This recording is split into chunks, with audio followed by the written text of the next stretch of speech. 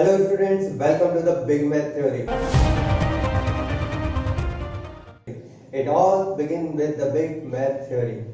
आज हम शुरू करेंगे मिसलेनियस एग्जाम्पल से एनसीईआरटी के चैप्टर रिलेशन फंक्शन जो चल रहा है। चलिए तो आज का एग्जाम्पल मिसलेनियस एग्जाम्पल 41 देखते हैं। लिखा हुआ है आपके सामने और ये रहा सॉल्यूशन।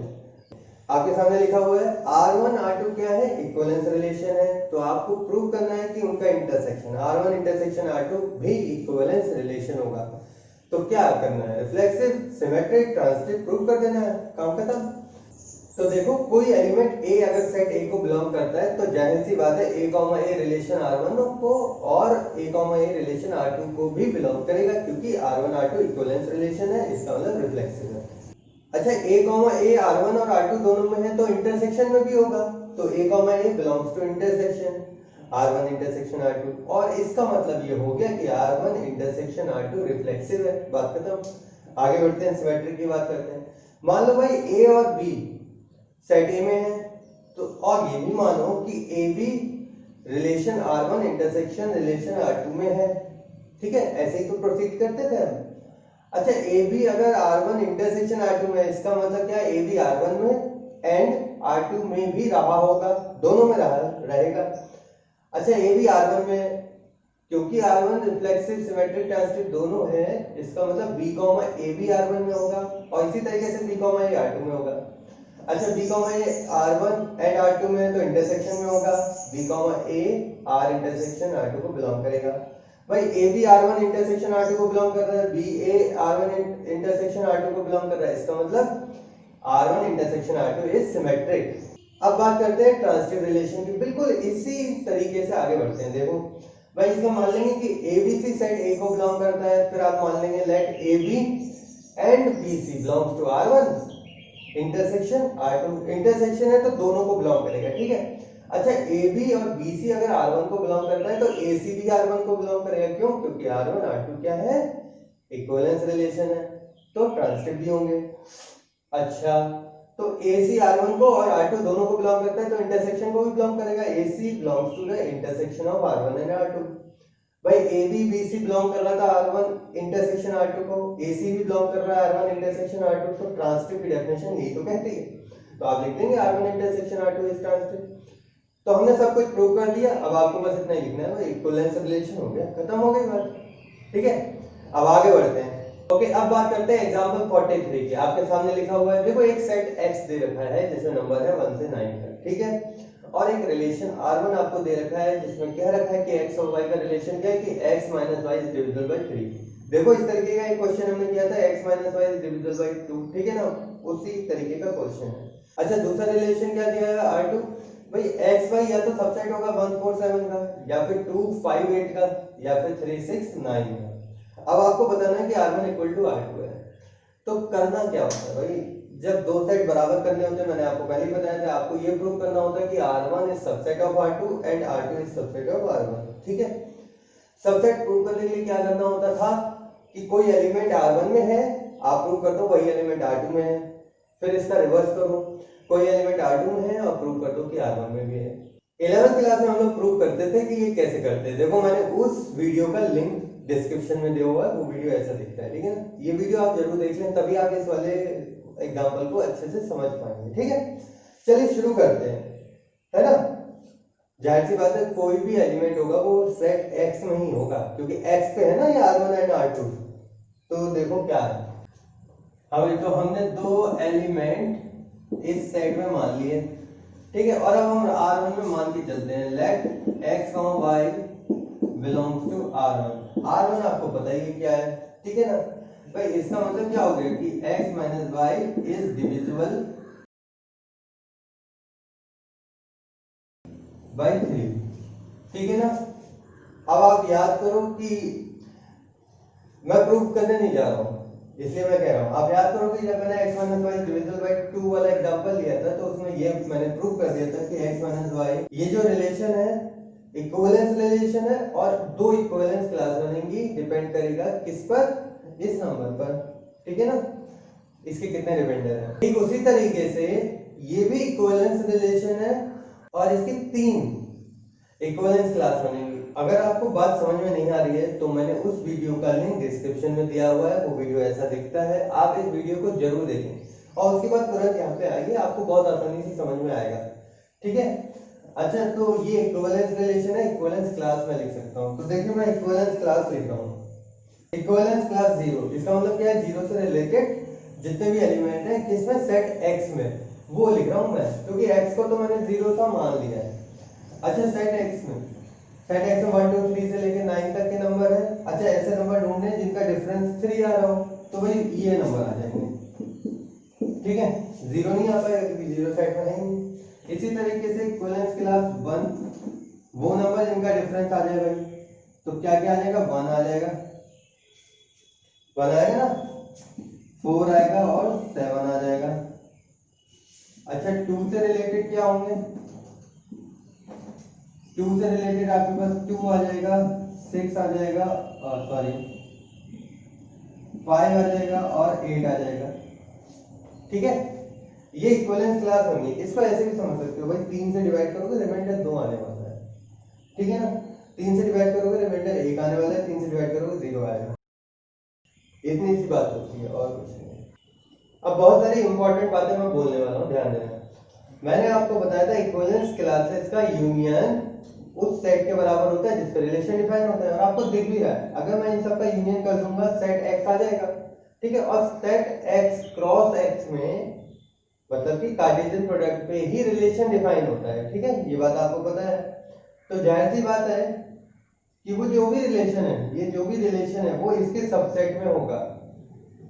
ठीक है ना, क्यों, क्योंकि ये खुद में x है, इसको आप यूनियन कर दोगे ये x है। यही चीज तो रिलेशन 2 में कही गई है भाई। R2 आप देखो क्या लिखा हुआ है कि भाई R2 क्या है कि x भाई या तो इसका सबसेट होगा या इसका सबसेट होगा या इसका सबसेट होगा, वही बात कही गई है।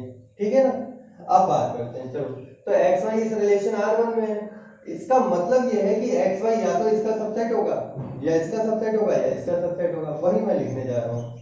It implies X Y either subset of, मैं इक्विवेलेंस क्लास से लिख दे रहा हूँ, या तो इसका सबसेट होगा, यूनियन से लिख देते हैं, या फिर इसका सबसेट होगा या फिर इसका सबसेट होगा। तो देखो इक्विवेलेंस क्लास लिखना या फिर सेट लिखना सेम बात है, और यही हमें प्रूव भी करना था। अच्छा एक बात और, x minus Y divisible by 3। ठीक है, ये मैंने इक्विवेलेंस क्लासेस लिखी है। यहाँ पे आप एक बात लिख दो कि R1 इज इक्विवेलेंस रिलेशन।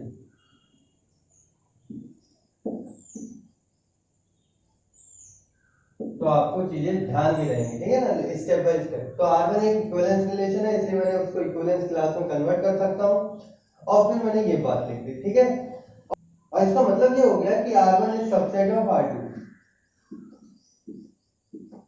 ठीक है, ये इंपॉर्टेंट बात है कि R1 is subset of R2, जिसको चाहो तो हम इक्वेशन 1 कह देते हैं। अब हमें क्या करना है भाई, सेट करना पड़ा। अब हमें R2 सबसेट प्रूव करना है R1 का, तो शुरू करते हैं। तो अब क्या करते हैं कि AB को मान लेते हैं, AB बिलोंग करता है सेट X को, और AB को बिलोंग करवा देते हैं रिलेशन R2 पे। ठीक है, इसका मतलब क्या होगा, इसका मतलब ये है कि AB सबसेट है किसका,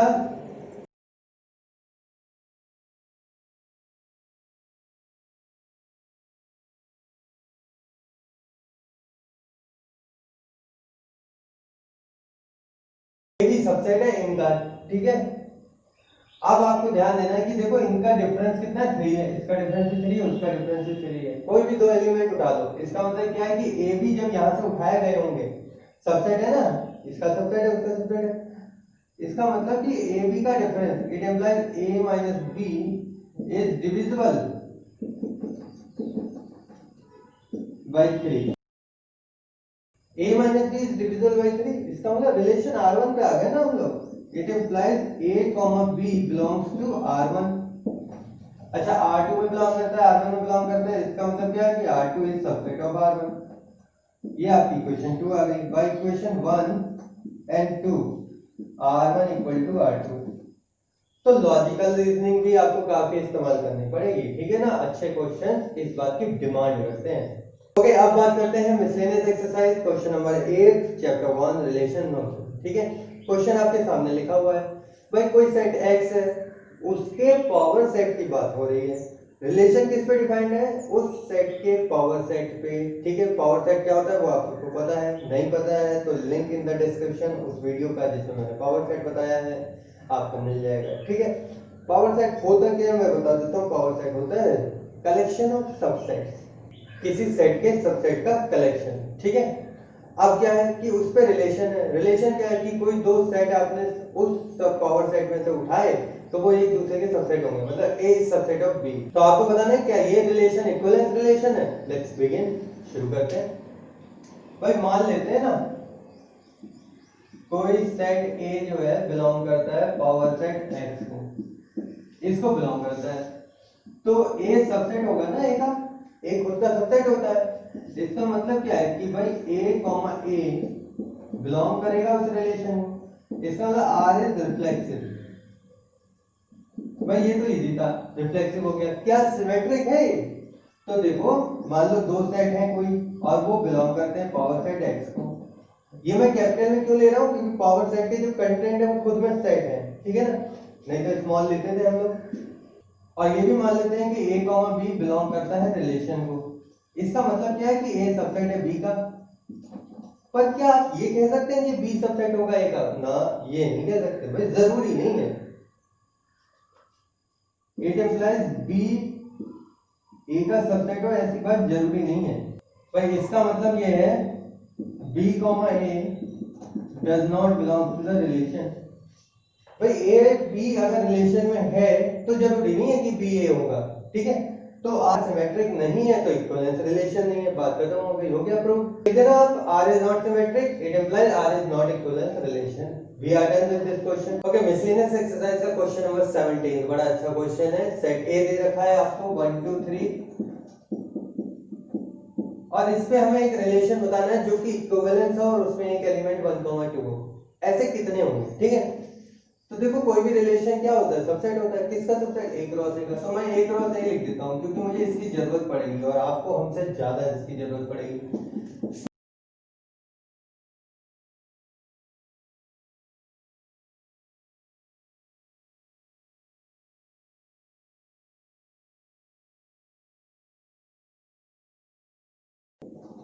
ठीक है, 9 एलिमेंट्स होने थे, 9 लिख दिया आपने। अब उस रिलेशन को लिखते हैं जिसकी हम खोजबीन पे निकले हैं। 1 2 तो मुझे चाहिए ही चाहिए और इसको इक्विवेलेंस रिलेशन बनाना है, इसका मतलब रिफ्लेक्सिव बनाना है। रिफ्लेक्सिव कैसे बनता है? जब इस तरीके के सारे एलिमेंट्स इसमें लिख दिए जाएं तो भैया रिफ्लेक्सिव तो हो गया। अब बात करते हैं क्या सिमेट्रिक। तो सिमेट्रिक के लिए क्या चाहिए? अगर ए बी है तो बी होना चाहिए, तो 1 2 है तो 2 1 होना चाहिए। ये लो जी सिमेट्रिक हो गया। अच्छा 1 1 इसके लिए तो कोई मतलब ही नहीं, ये बात हो गई। अब बात करते हैं ट्रांसिटिव। क्या ये ट्रांसिटिव है? अब ध्यान दो, ट्रांसिटिव के लिए क्या चाहिए? 1 2 A B B C. A B तो है, बी सी है ही नहीं, है ना, बीसी है ही नहीं। भाई बी बी है, बीसी नहीं है। इधर आते हैं, यहाँ पे बी है, सी है ही नहीं, ये ए होता है। अच्छा इसकी बात करो 1 1 तो ये भी ए है, तो ए बी बी सी कुछ है ही नहीं।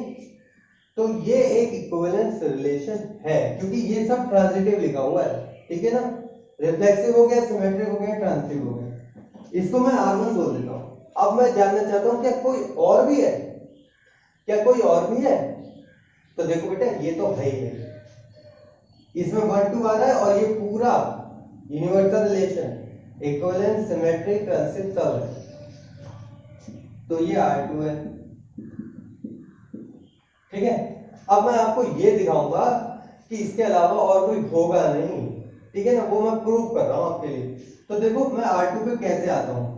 ये तो मुझे पता था कि R2 इक्विवेलेंस रिलेशन होता है, मैंने आपको पहले भी बताया भी है और आप इसमें आप देख भी लोगे कि ये इक्विवेलेंस रिलेशन है या नहीं, सिमेट्रिक ट्रांजिटिव और रिफ्लेक्सिव है या नहीं। चलो मैं दिखाता हूं आपको कि R2 पे मैं पहुंचा कैसे। देखो 1 2 तो मुझे चाहिए और ये सारे एलिमेंट भी मुझे चाहिए।